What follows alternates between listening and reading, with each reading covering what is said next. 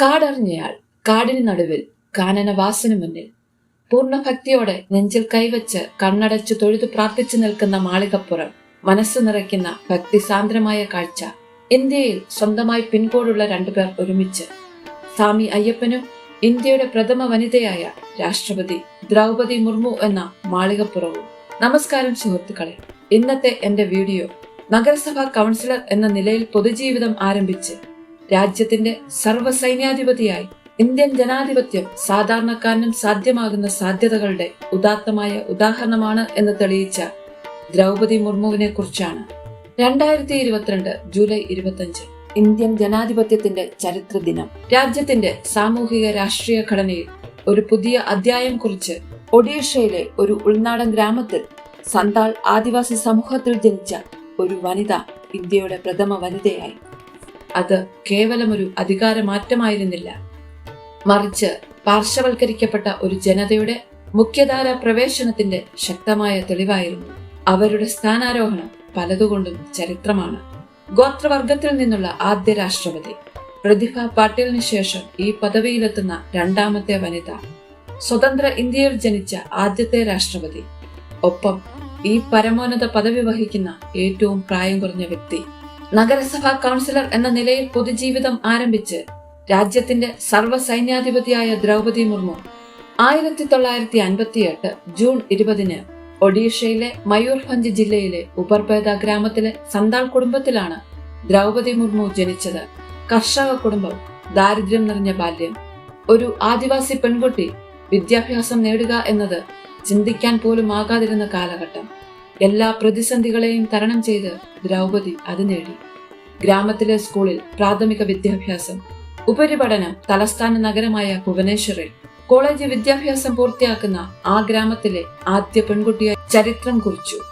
ദാരിദ്ര്യത്തിൽ നിന്നും കരകയറാനുള്ള ഏക മാർഗം വിദ്യാഭ്യാസമാണെന്ന തിരിച്ചറിവാണ് പിന്നീടുള്ള എല്ലാ മാറ്റങ്ങൾക്കും അടിത്തറയായത്. 1979 മുതൽ 1983 വരെ ഒഡീഷ ജലസേചന ഊർജ വകുപ്പിൽ ജോലി ചെയ്തു. പിന്നീട് 1994 മുതൽ 1997 വരെ റായിരംഗ്പൂരിലെ Shri Aurobindo education and research സെന്ററിൽ അധ്യാപികയായി പ്രവർത്തിച്ചു. 1997 അധ്യാപക ജോലി ഉപേക്ഷിച്ച് അവർ റായിരംഗ്പൂർ പഞ്ചായത്ത് കൗൺസിലറായി. അതേ വർഷം വൈസ് ചെയർപേഴ്സണായും തിരഞ്ഞെടുക്കപ്പെട്ടു. അതവരുടെ ജീവിതത്തിലെ നിർണായകമായ തുടക്കമായിരുന്നു. താമസിയാതെ BJPയിൽ ചേർന്ന അവർ സംസ്ഥാന രാഷ്ട്രീയത്തിൽ സജീവമായി. 2000 BJP സ്ഥാനാർത്ഥിയായി മത്സരിച്ചു വിജയിച്ചു. 2004 ഇതേ വിജയം ആവർത്തിച്ചു. 2000 BJD-BJP സഖ്യ മന്ത്രിസഭയിൽ വാണിജ്യ ഗതാഗത വകുപ്പും ഫിഷറീസ് മൃഗസംരക്ഷണ വകുപ്പും കൈകാര്യം ചെയ്തു.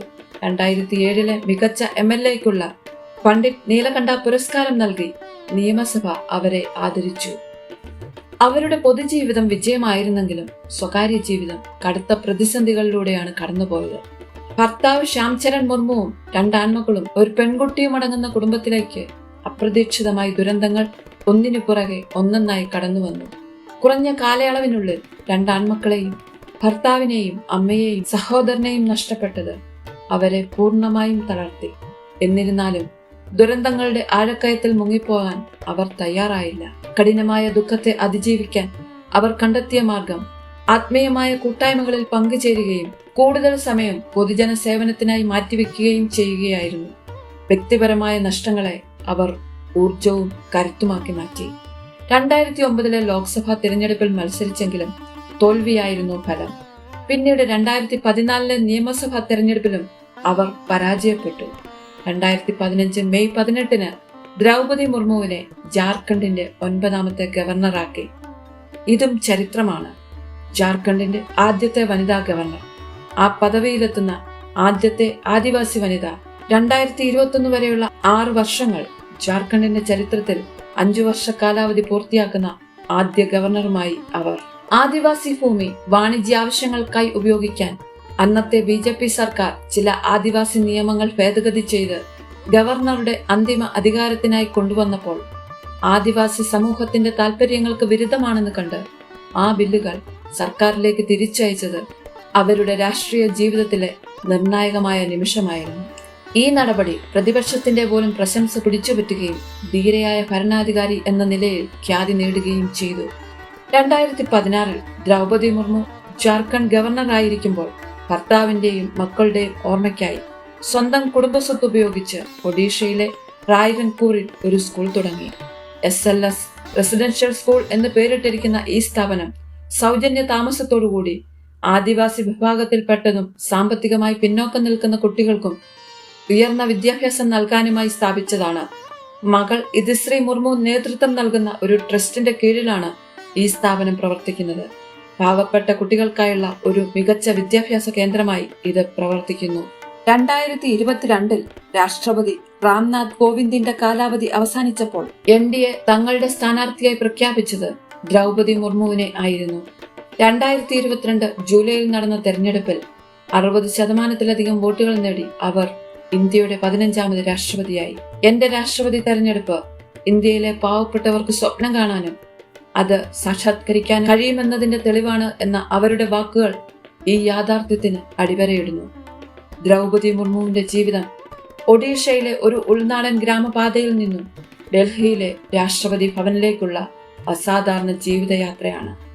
സുഹൃത്തുക്കളെ, ദ്രൗപദി മുർമുവിനെ കുറിച്ച് കൂടുതലായി നിങ്ങൾക്കറിയാവുന്ന കാര്യങ്ങൾ കമന്റ് ബോക്സിൽ പറയണം.